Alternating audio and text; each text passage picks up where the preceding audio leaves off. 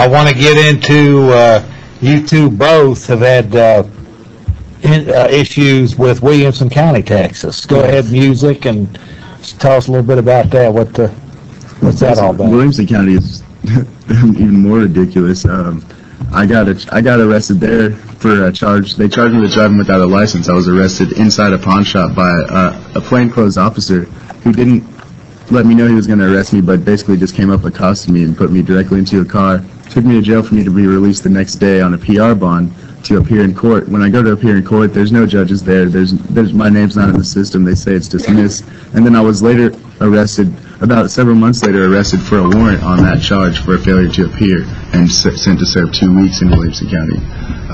So I was in jail twice for one offense. The offense before that, I was arrested for having a sword, and then the charge was dismissed. Basically, it was called an unclassified or unlicensed, unlawful carrying a weapon. It was changed around. There was many different charges. So how much? So basically, you didn't hurt anybody. There was nothing like that. No, I didn't touch anyone. So how much actual time did you spend in the Williamson County? 33 days. I was defending myself. There's two guys armed with baseball bats who wanted to attack me right after they had just attempted to rape 2 young girls.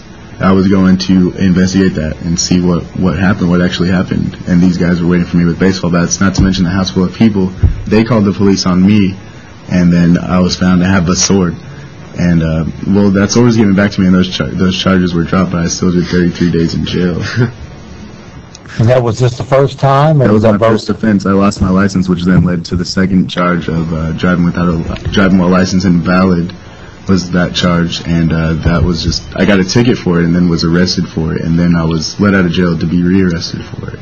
No, wait a minute. They dropped the charges, but they still took your license? Oh, yes. So it's just once they get you in the system, they want to get you in, keep you in there, right? Because it's money for them. You know, they get paid by the feds to have people sitting in their prison. Well, all the so much money per day. They told me every 12 hours is $200 they get or something like that. Yeah, right. So it's a money incentive to keep those jails full and hopping. More like cattle. Yeah, and basically. The 33 days I did were counted as 3 for 1, so I actually had 99 days served. So when the second charge rolled around for me to do 2 weeks on a warrant to pay the costs or whatever of the driving while license invalid ticket, that back time never got used or whatever it is, however that works. The extra days I had, my sentence was for 30 days for that weapons charge, and then the charges were dropped on it. So the back time never went into effect either, and I still had to serve out those 14 days. This is just a bunch of crap, really. You're Williamson County, you're sitting, and you said you've had problems with Williamson County. Yes, I have. I was just passing through hitchhiking, and I was flying a sign and needed to get back to Austin home, and pulled over, and there, hitchhiking's legal, son, did you know that? I'm like, yeah, I didn't know that. I'll just walk to on the other side instead of the main road. And they're like, well, you need a ride? So I think for a minute, well, that'll get me to Austin quicker, you know, a police officer. I don't know, I wasn't thinking at the time. And so the moment I agreed with the officer, he put my hands behind my back and cuffed me, and he arrested me for hitchhiking. Come to find out later that hitchhiking isn't illegal in Texas, and also I had a little bit of herb, but like just a flake, and I went to jail for 30 days on top of a few more days plus the hitchhiking. Like both of these are Williamson County jails. Yes. Yeah. Did you say? You said you've seen beatings, people getting beat up. One night when I was downstairs in the intake in the detox room, they put everyone in a small room, about 10 to 12 people, and you sleep on the concrete. Well, a guy came in who I guess wasn't cooperating, so they got a video camera out and to film it, and they got basically what looks like cattle prods, and they just proceed to beat this guy down and tase him repeatedly to put him in a cell by himself, and he really wasn't resisting. And then what they did was they put him on some medication that had him so loopy he was just wandering around, and he couldn't function. Like, he was just wandering around the lobby, and every time they tried to tell him to do something, he couldn't coherently respond or cooperate, so they would beat him again. So what's you guys' general perception of Williamson County, Texas? I think that they're criminals, and they need to be shut down. And basically, they're making up their own laws and changing them. They need to restart their whole organization. All sheriffs should be fired, and be punished for anything that they have done. Like, I've personally witnessed. Start all over with new police officers, new sheriffs, new and new DAs, new court judges. It's basically open and shut in their court system. You go in, they speak real fast. They own their own town, you know. They say, when I went to court last time in Williamson County, they said, hey, this is what we can do. We can let you out today. Does that work for you? And then in order to get out of jail, I had to agree to never open the case, never go back and re-examine it, to never speak about it, basically.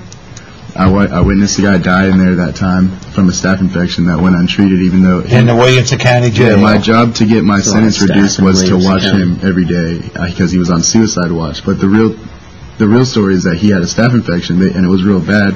They didn't want it to spread, so they put him on suicide watch, so that way they had the right to isolate him, keep him in the infirmary, and I watched him die over about a 2-week period. I'm telling the guards every day, this guy's dying, and then they finally let him go home. I've gotten all kinds of reports about people being beaten in the jail, beaten to death, and it just goes on and on. Really. And I want to say that document you signed is completely invalid and illegal, and everything that they did to you guys, okay, we can file criminal charges against them. And what you're saying, you need to start all over, you need to fire. Now we need to be fired. These people need to be put in jail. I agree with that. Okay, and that's what Randy and I are all about. Okay, and so we like to have you on a radio show too and discuss how we're going to go after these people, not civilly. Okay, see, one of the biggest mistakes that people make is suing.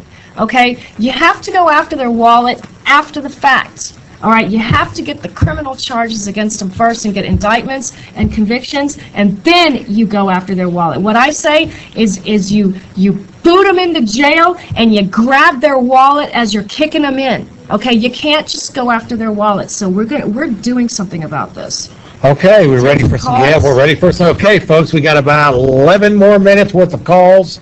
Once again, I'd like to thank everybody for being here. You guys, Thank you Deborah, so much. Thanks for having me. Sasan, Jeff Jr. Once again, Google Jeff Davis Show. For folks on the internet, you can watch archive playbacks of the show in their entirety. There's a banner there that says click here to watch the past shows. Click that on and you can watch 2 years worth of archive playbacks. Okay, welcome. You're on Worldwide. Jeff, it's Chris Baker. How are you guys doing? Great, sir. Hey, one thing I got to ask, Deborah, has there been any similar harassment at Burning Man? I do not know. I haven't attended Burning Man, but I do know people that have gone, so I will definitely be looking into that. But I don't think so, and if it is, it would be different because Burning Man is on private property. Now, probably, well, I know what they do at events like Burning Man is that they use the Rave Act. Okay, to go in and basically just seize everybody and search everybody. They use the Rave Act to go after the property owners and after the people that attend these events on private property. Okay, so basically they just do the same thing. So sometimes I don't know if it's happened at Burning Man, but that's the big difference with Burning Man is it's always in the same place and it's on private property. This is on public property. This is national forest. This is our land. So this is a big deal. It's a big deal if they do it on private property too, but I will look into that.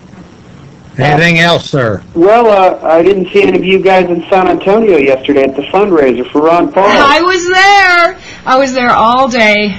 She was playing music, weren't you? Yeah, The band was Oh, yeah, that's right. Okay, yeah. Our band was in the afternoon, and I was there that night too. Well, yeah, it was really nice to see that.